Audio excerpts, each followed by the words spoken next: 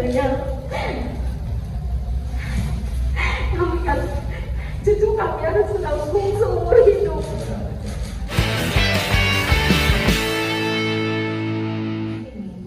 Begitu saya tahunya waktu di BAP gini. Saya begitu dilaporkan, kami berempat dilaporkan dengan saudara kami dan kerabat. Ternyata waktu di BAP anak saya bercerita, ini ayah korban waktu mama maksa ke rumahnya pelaku, saya kaget kenapa tumben udah 11 tahun rumah tangga belum pernah mama datang. Maka saya menelepon kerabat yang lain, tolong itu makanya dia mama kesana tumben dan dia nggak mau baju digojekkan, diambil saya, ada apa dengan pelaku gitu.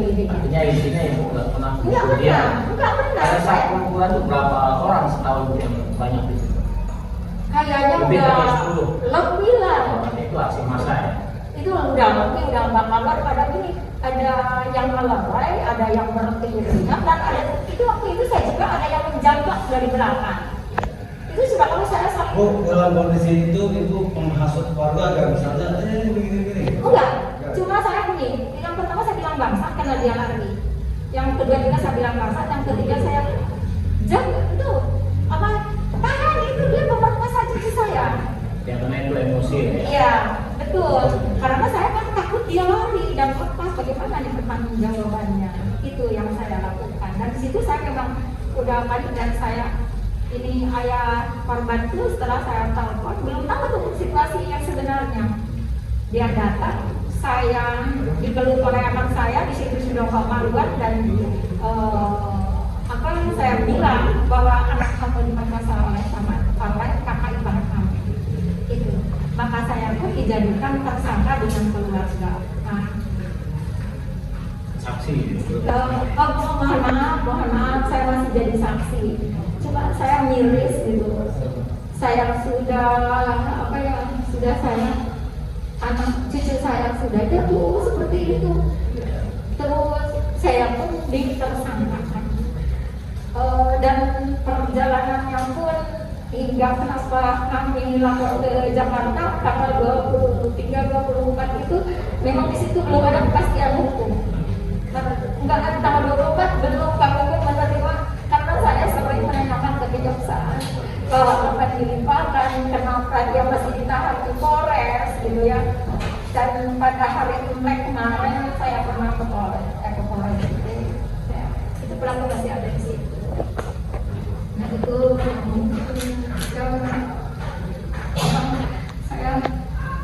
harapan saya harapan keluarga ini karena ini luka permanen ya, maksudnya ini korban pemerkosaan yang fisik yang trauma ya psikologi yang kami terima sekarang.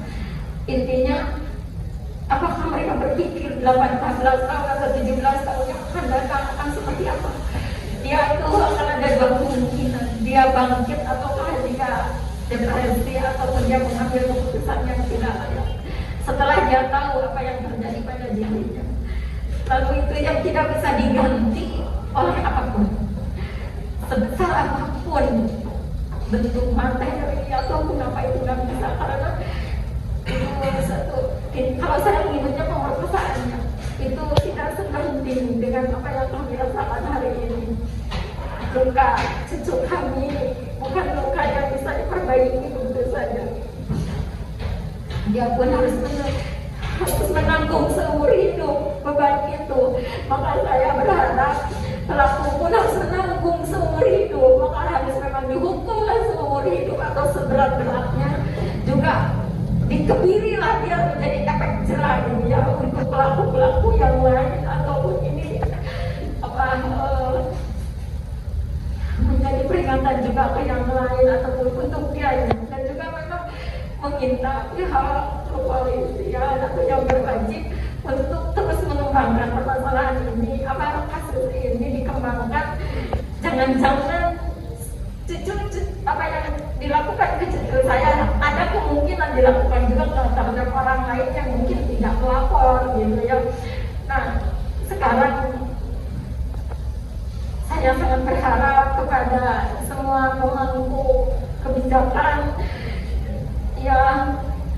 Cuma saya ingin memohon kepada Bapak Presiden Republik Indonesia, Bapak Joko Widodo, saya mohon untuk proses hukumnya yang seadil adilnya.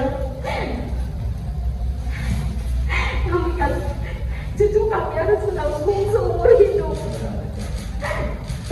Maaf ya kawan-kawan ya, kayaknya tidak cerita terlalu panjang. Tapi pada intinya begini, ini kan ada dua objek hukum ya, di mana satunya adalah perbuatan pelaku ini diduga kuat, dia ada melakukan kejahatan terhadap anak di bawah umur yang usianya 8 tahun, yang itu dilakukan secara paksa dan berencana.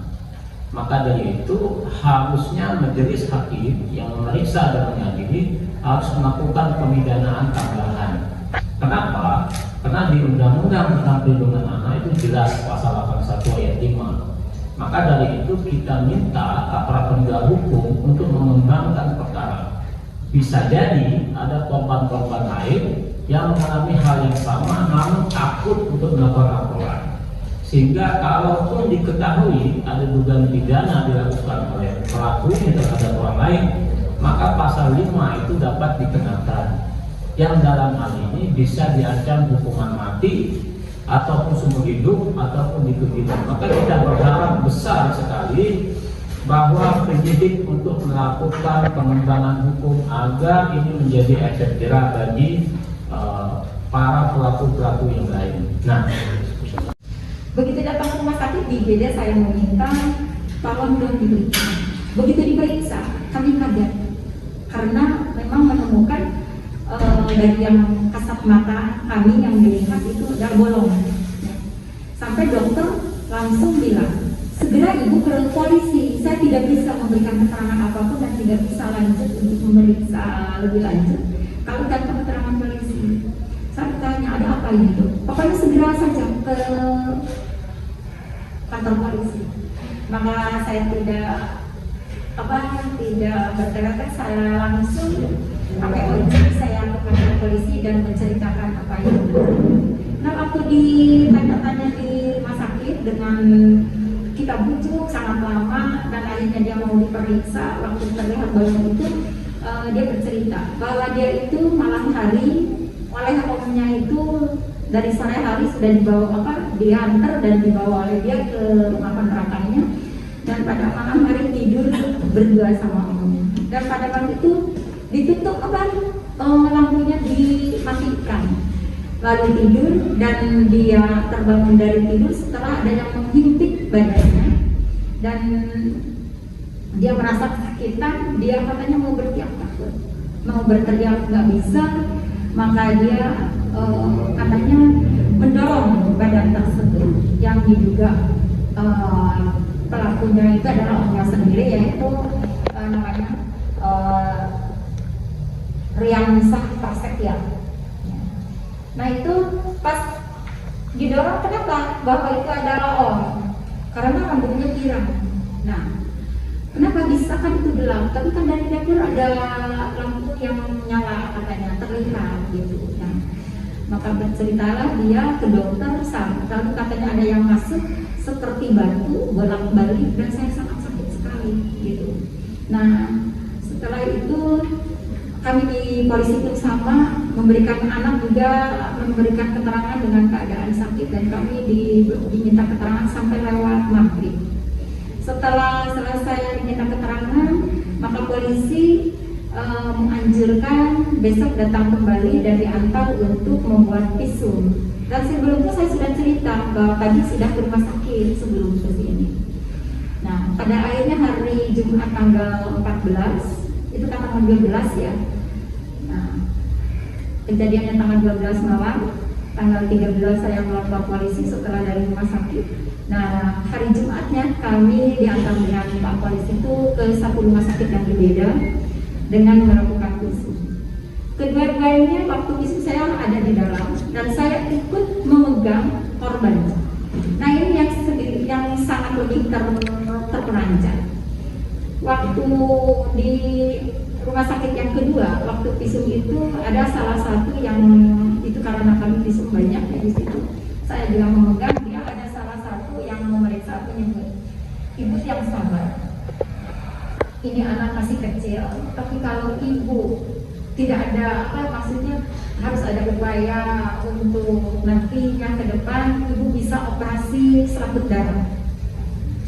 Saya semakin kaget karena memang di situ karena pakai dibuka ya pakai alat di dengan dibuka alat itu terlalu jelas nama gitu ya. Nah itu saya sampai lemes dan saya nggak bisa berdiri di situ. Nah waktu pulangnya, nah dari hari kejadian tanggal 13 saya melihat itu saya tidak memberitahu ke orang tua karena orang tuanya sedang anaknya yang adanya kritis. Saya tidak berani adanya kritis, tapi saya harus berikan lagi kabar yang buruk gitu. Nah, pada akhirnya pada hari waktu diperiksa bersihkannya gimana bajunya, termasuk baju seragam dan itu kan sudah dikirim ya ke bibinya yang di Luciana Tech. Nah pada hari itu saya berpikir hari Jumat setelah pulang dari visum saya pun berpikir apa saya perlu bercerita atau tidak. Saya juga bilang ke Pak Polisi, saya serahkan semuanya kepada Pak Polisi dan saya pun tidak sanggup untuk bercerita ke orang tua. Dan hari Sabtu saya berpikiran positif dengan keadaan yang sudah sangat miris. Saya juga hanya bicara kepada anak perempuan saja. Nah itu saya tidak bisa berpikir yang lain bagaimana caranya cucu saya ini harus sekolah dulu untuk menguatkan. Maka pada malam minggu, pada hari Sabtu saya bercerita ke ayahnya bahwa saya mau mengambil baju. Tapi orang tua karena tidak curiga apa-apa dia melarang. Mau apa katanya ke omnya, tumben karena saya selama anak saya menikah dengan keluarga pelaku itu.